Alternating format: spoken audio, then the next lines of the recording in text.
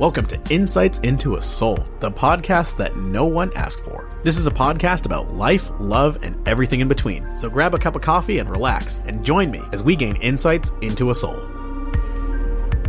What is up, everyone? Welcome to another episode of Insights into a Soul. I am your host, Torrin. If you don't know that by now, then maybe this is your first time listening. And if it is, welcome. Thanks for joining me. Didn't put out a podcast last week, so I'm kind of out of this cadence. 1 week is not really affecting things a whole lot. I've been putting podcasts out every week since I started this, and I missed last week. But last week was kind of crazy. So we're just going to have a conversation today. It's been 6 months since everything happened. So this is kind of just an episode where I'm just going to talk and give a status update. And, I started this podcast originally as therapy for myself. So I guess, what better time, what better way to talk through things as just working through stuff. And hopefully, maybe, you'll get something out of it as well for whatever you're going through. So this past week, we've been on the social isolation thing, working from home. So it's been a challenge. And this past week was particularly hard. I think it's been several weeks now since we started this. And I didn't realize it, but being at home and working from home alone, I'm in the house that my ex and I bought together and my kids were in and we lived in for several years before she left with the kids. So not going to work and being here day in and day out, I think, has subconsciously taken a toll on me that I didn't realize. I'm surrounded by memories. My office is my youngest daughter's old bedroom that I've converted into an office for now. And, just being around all their stuff still. This past week, I got a letter from my youngest, and she drew me a picture, and, on the backside she wrote, I miss you, Daddy. I love you. And it really tore me up because they live a good distance away and it's not easy to go see them. And especially with everything going on right now too in the world, it's, I can't really travel to go see them. It's not a quick little weekend trip. But that just really messed me up. And I think because I'm still relatively fresh in this whole thing, even though it's been 6-7 months now. I think overall the feelings are still raw feelings. They're still undealt with emotions and stuff that I'm still working through. I think I've said this on a previous podcast.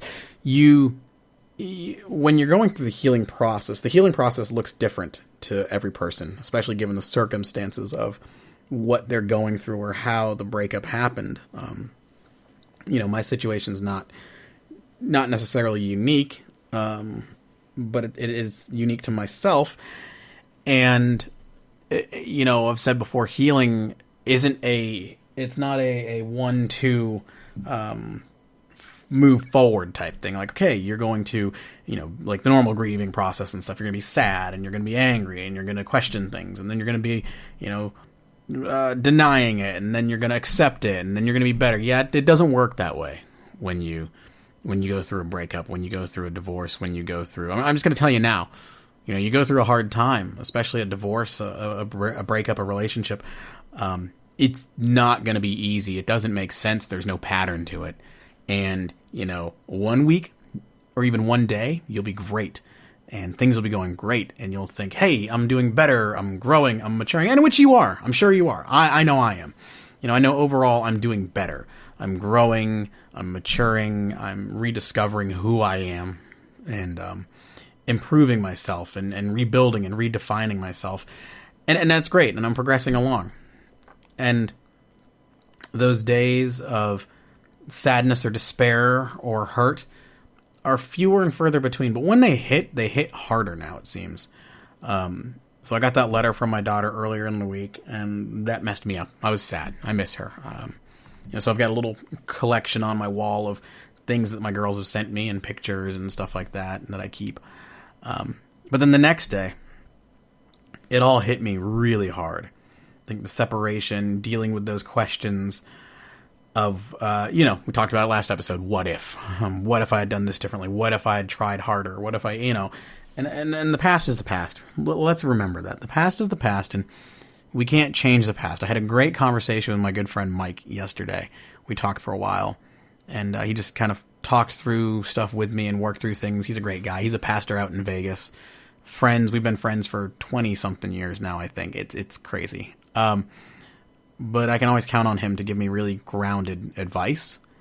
And so we talked through that stuff, and we talked through everything that I've been dealing with and thinking through.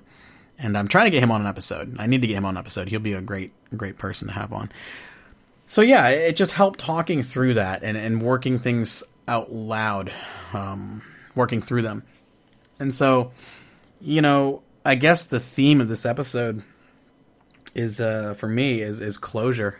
Closure is an interesting thing.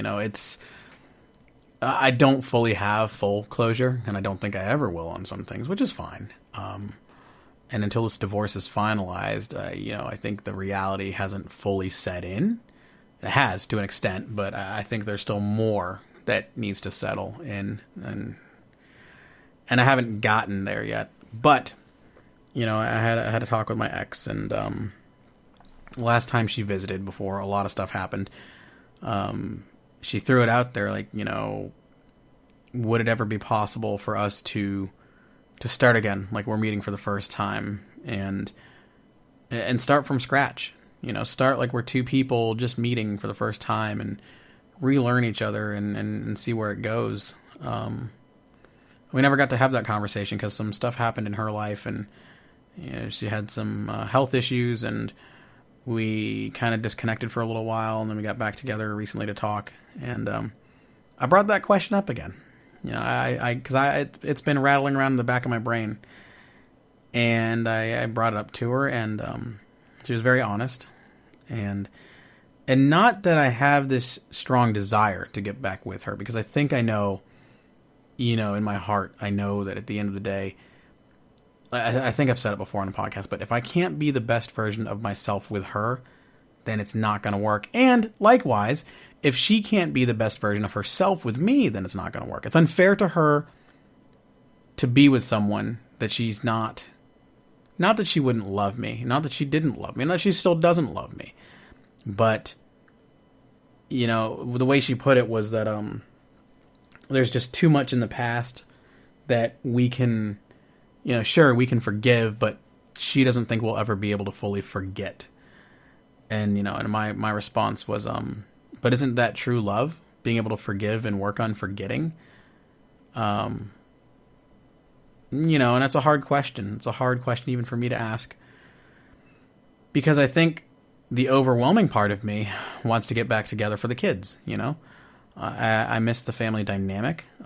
Like my friend Jen asked me a long time ago, is it her that you miss, or is it the idea of her? And I've really had to lean into that and wrestle with that. And that honestly has been a grounding voice for me in all of this, is that no, it's I do miss her, but it is that comfort, that family that I miss, that dynamic, that familiarity.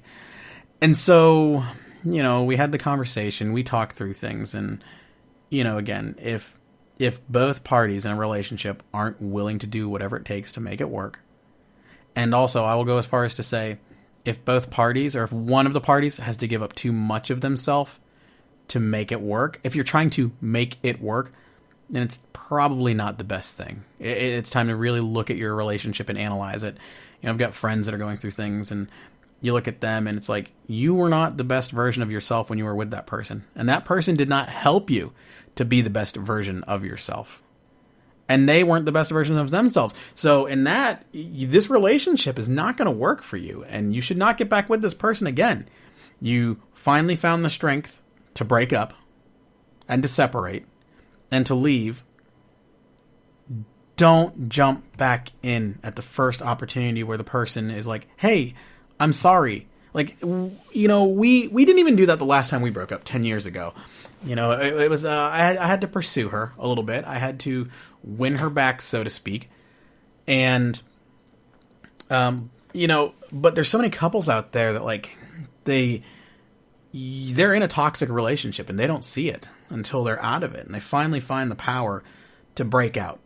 And then they have these moments where like, yeah, man, I'm looking back and I realize like, yeah, this person wasn't good for me, and this person treated me this way, and this is the way I was with them. And as soon as they're out of it, they're a better person. Their friends are like, hey, you're back. The original you is back. And I know that's how it was for me when I separated. I'm back. I'm here. I'm, that person that I guess I had been suppressing or ignoring or neglecting inside has come back.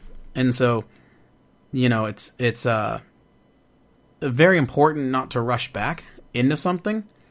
Again, if that person is not being the best version of themselves and you're not being the best version of you, it's not going to ever work. That person's not going to magically have some sort of transformational change that, makes them all of a sudden have this epiphany of, oh my gosh, this is who I'm supposed to be, or this is who I need to be. If it's not who they really are, then it's never going to work.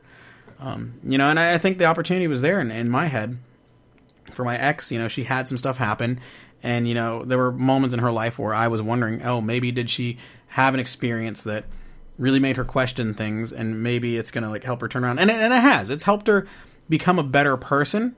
It's given her perspective on life, the stuff that's happened to her. And that's great. And it's great. I've seen growth in her. I've seen a new light in her. But it still doesn't mean she's right for me or that I'm right for her. Fortunately, she's growing and she's learning and she's becoming this better person. I am too. And so we had that conversation. And I guess with everything going on, it's like, hey, do we try again? Do we entertain the idea? And she was like, no, I just think too much has happened that it can never be fully forgotten. And rightly so, she doesn't want us to risk falling back into a pattern where we're ignoring each other, where we're neglecting each other, and where sadness is there. And so if both parties aren't willing to do what it takes to make it work, or don't think that it can work, then, respectfully, I have to say, okay, if you don't think it'll work, I can't force you to try. And it might be the right thing anyway for me. So I have to let her go. And so I guess that's kind of the closure I got this week that maybe I didn't get, deep down inside I didn't want. And sometimes we get what we don't want, and sometimes we need what we don't want. And so, looking back on the definition of closure, it means finality. It's a letting go of what once was. Finding closure implies a complete acceptance of what has happened and an honoring of the transition away from what's finished to something new. So in other words, closure describes the ability to go beyond imposed limitations in order to find different possibilities. So, there's this freedom that comes with closure, that comes with, a finality of saying, nope, it's never going to work. We can just eliminate that as a possibility. There's also this hurt and this pain that comes with that as well, because I miss my family. And I don't know if life will ever be the same. Well, it won't ever be the same. So I have to figure out what the new normal is.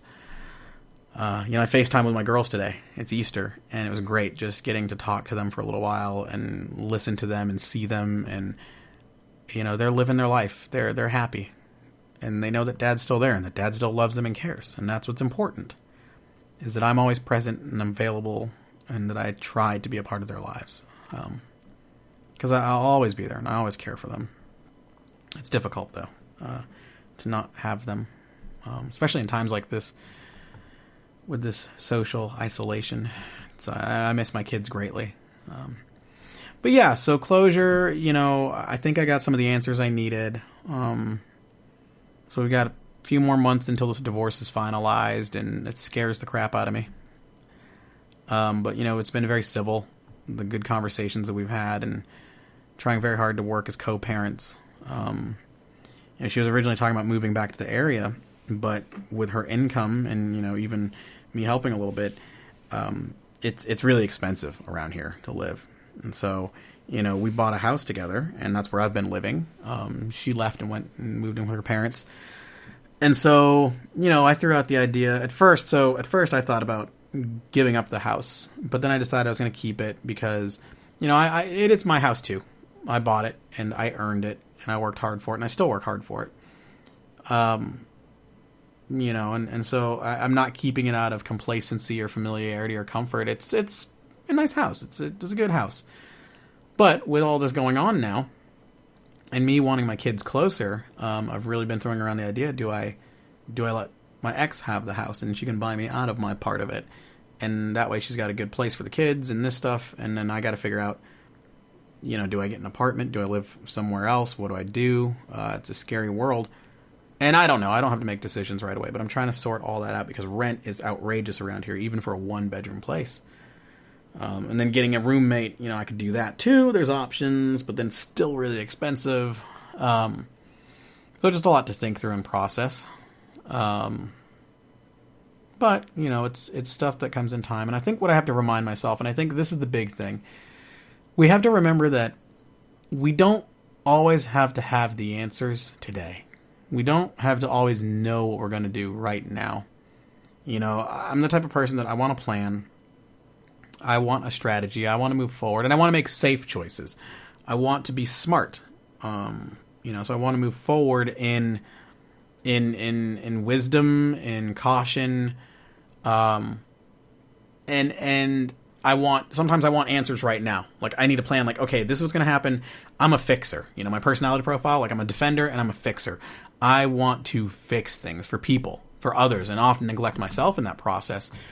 But, in this situation, I want to figure things out. I want to answer. I want to find a solution for my kids and for my ex and to help her. I already helped her get the car and bought a new car for myself and, made sure she had transportation for the kids and stuff. And, like, going above and beyond to help. So, I want an immediate answer. Like, oh, what can I do to fix this? What can I do right now? Am I going to move? Where am I going to move? When am I going to move? How am I going to move? I have to step back and I have to tell myself, just wait. Just wait. Just be calm. Make a plan. You don't have to have an answer today. You don't have to have an answer tomorrow.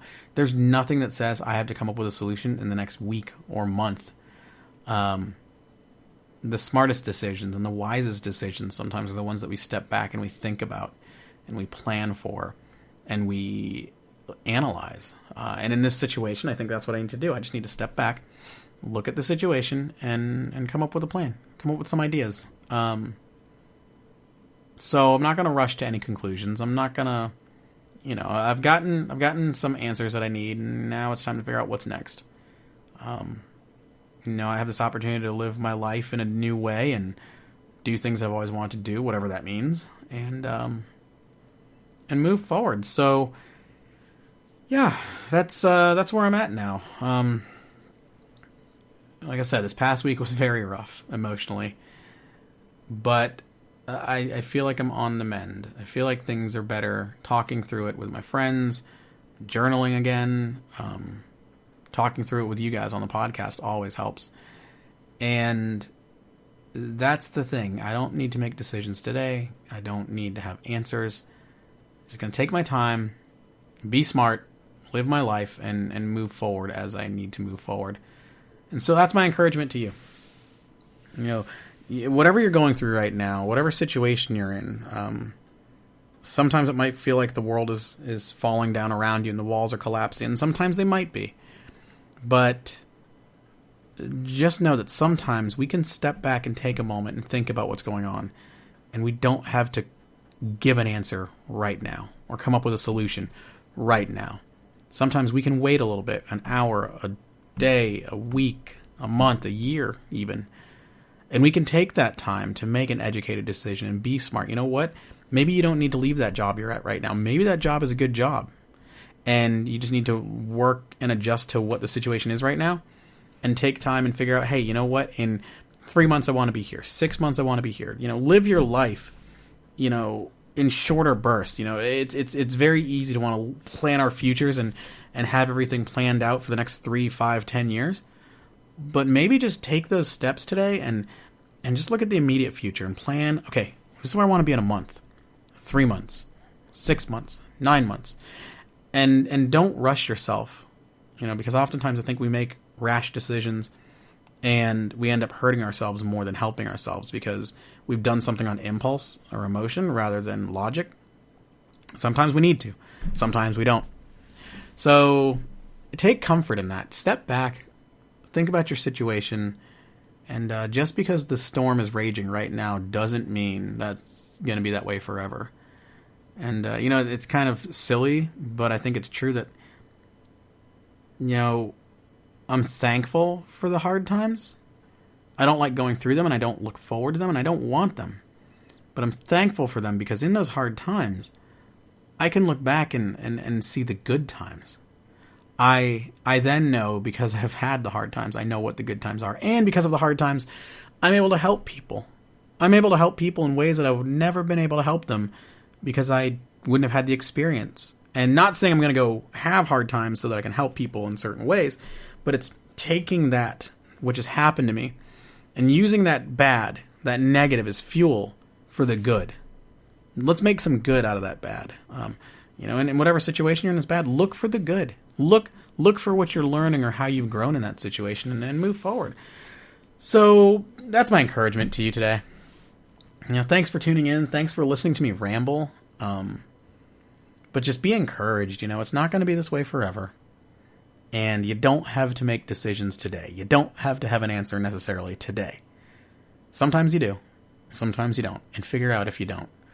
And if you don't, take the time to plan. Take the time to come up with a solution. Take the time to come up with, talk to people and get their input and feedback. But take heart that the storm you're going through is not going to last forever. And it's not going to be the last storm you're going to go through. Let's get that straight too. But you're strong enough, you're smart enough, and especially with the help of others around you, you'll be able to get through it. Whatever you're going through, however big and small it may be.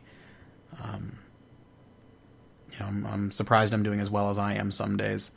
But again, it's only because, looking inward and teaming up with people around me that are smarter than me and that understand me better than I understand myself sometimes. So thank you to all of you that, you know who you are. They're there for me, that have helped me, that have given me the words I've needed sometimes. And guys, I'll just wrap it up there, I guess. Thanks for tuning in to another episode of Insights into a Soul. I love these conversations. I love hanging out and talking with you. Make sure you like and subscribe on iTunes. Please leave a comment, leave some positive feedback. Those reviews help push us up to the top. Make sure you share with your friends. If this podcast helps you, share it with your friends. And again, if there's topics and things you want to discuss or you want to be on the show, shoot me an email, insightsintoasoul@gmail.com. Visit the blog, insightsintoasoul.com. And keep in touch. I love your feedback. Keep it coming. Your emails, your messages, your, DMs on Instagram. It all helps. It gives me ideas. It encourages me to know that I'm helping others, or I'm able to provide some sort of comfort or wisdom. But yeah, that's it. So until next time, thanks for tuning in.